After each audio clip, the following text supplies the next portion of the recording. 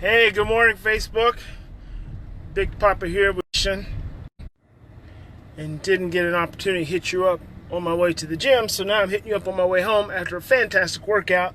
So there was something I wanted to share with you guys. I thought about it this morning as I was getting in the van. I'm in the van. I don't have my trusty little thing that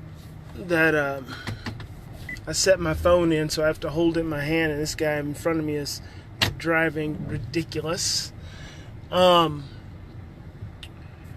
So I remember, gosh, as far back as I possibly can, and I don't even know where this particular imprint came from, but it came to raising teens, and my thought about raising teens, especially my own. I always said, anytime someone would mention how difficult it was to raise teenagers, and this is before my kids were teens, I always said, it's not going to be a big deal for me. In fact, I look forward to it. I look forward to the challenge and the opportunity. And I remember saying to my daughter, Michaela, when she was little, I was like, I look forward to you being a teenager. I said, if I ever have any problems with you, I'm just going to handcuff us together, and then you're going to have me sitting up in your classroom with you all day. And she thought, of course, that was ridiculous. But the point is, what the heck are we doing, guys? I do struggle with a little bit of road rage, just so you all know.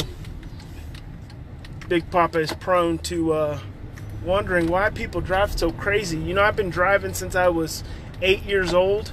I started out driving in the country, because I grew up in the country. So we used to chop cotton in the summers, and I started driving, sitting on a stack of books and pillows, and I would drive through the fields. So I think my patience for people's ineptitude when it comes to driving is probably pretty small. I try to work on it. I don't have any serious road rage. I'm not going to drag anyone down. I just get frustrated easy when people seem to be doing crazy stuff. So anyway, my point in telling you the story about my feeling about raising teens is that I always looked at it as something that was going to be not a challenge. Like it was, I said, I look forward to the challenge, meaning I wasn't going to be stressed over it. And I've never been stressed over it. And I've got a 15-year-old now, and obviously my oldest is 23, and then we worked with lots of teens, and teens are easy. It doesn't have to be difficult. You just have to understand that their brains are changing, and they're caught between being independent and being dependent, and you just have to be present and understanding, and they're going to act crazy because their brains are on fire.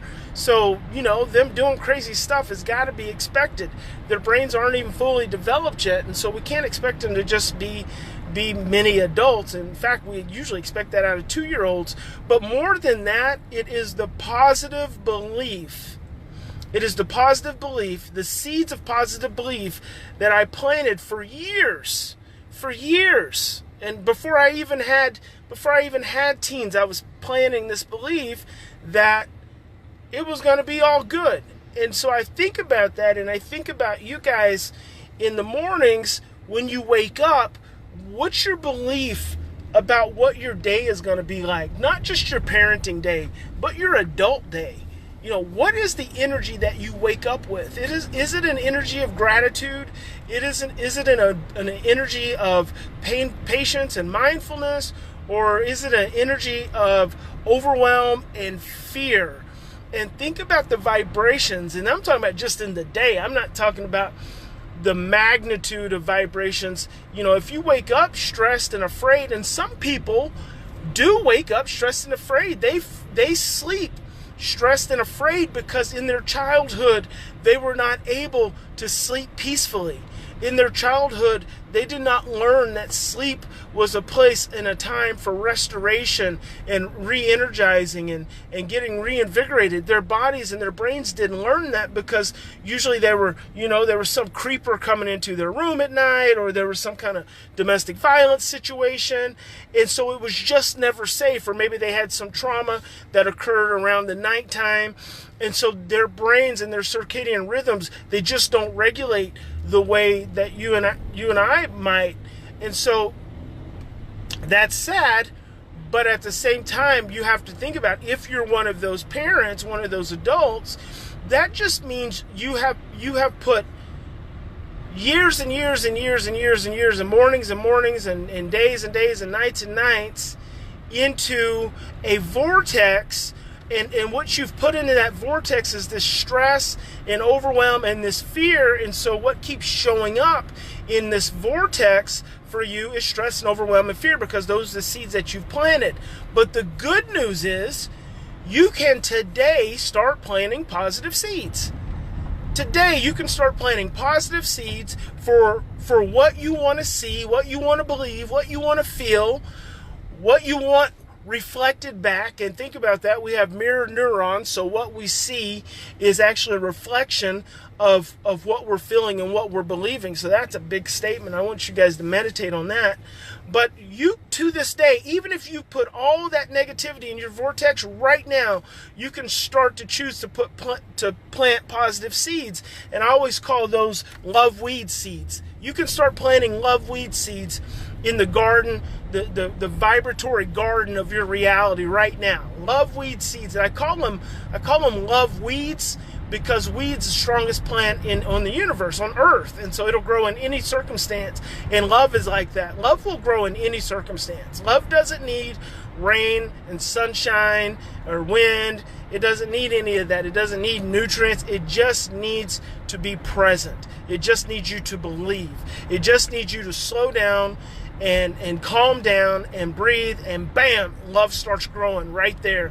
And so no matter what you have struggled with throughout your life, and no matter what you've put in your vortex, you have the opportunity, starting today, starting this moment, to plant some love weed seeds. And Bruce Perry says that the brain always returns to the way the event was handled in the last situation. So whatever you plan in this moment is what your brain's going to return to the next moment, the next moment, the next moment. And I know it's not easy, guys. I know it's simple. I know it's not easy. It's hard. It takes constant mindfulness and diligence. But just take a moment. Just take a moment and let the stress and the fear go. Say, I'm going to focus on something positive. I'm gonna be mindful. This is gonna be a good morning. This is gonna be a fantastic day. And there you go. Big Papa loves you. Enjoy your Friday. And we will probably not see you Saturday morning or Sunday morning, but I'll probably be back Monday morning. Oh, and I also hit a personal goal in the gym. I set goals, of course. Hit a personal goal in the gym this morning. So very excited about that. All right, we'll see you guys. Have a great day.